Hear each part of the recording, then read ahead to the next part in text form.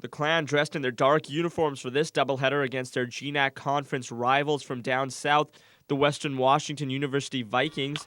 The bats got clicking in the fifth and in a big way as Caitlin Dotlick sends this single to go and loads up the bases for Western Washington. And then it's the Klanswomen that give the Vikings a hand, starting with a couple of wild pitches from Hawkins. This one sending home Megan Corello, followed by this beaner right to the midsection of Stephanie Fox.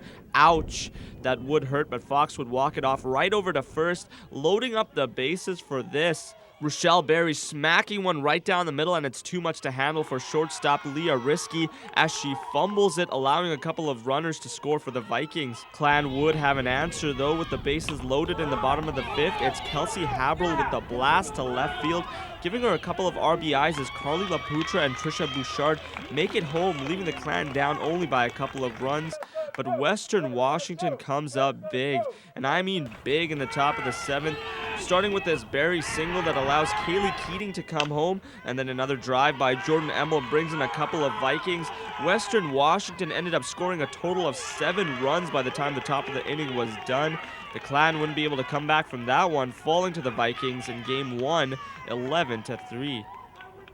SFU head coach Mike Renney giving the troops a little pep talk to get them primed for Game number 2. But it was Western Washington that continued their onslaught from last game as they came out swinging. The score at 2-0 in the second. It's Michelle Wrigley with that single that gives the green light for Krista Picard to slide in at home plate. And with the bases loaded, an untamed bouncer by Clan pitcher Carol Lukaweski brings home an eager Jordan Emmel for the score. The Vikings up 5-0 and showing signs of running away with game number 2 as well. But Brittany Ribeiro has other plans as she knocks this one way into the outfield, bringing home Megan Durant, and that must have sparked something in the Clan dugout because SFU were notching RBIs left, right, and center with hit after hit after hit. The Clan putting on a clinic in the bottom of the second with 6 runs, and it only got worse there for Western Washington. With the score now 13-5 for SFU, the game automatically ending after the 5th due to a mandatory mercy rule, giving the Clan the lopsided win against Western Washington. You know, the scores were both lopsided. I don't think the scores were indicative of the games. The key for us was our hitters had to make adjustments offensively, and we weren't.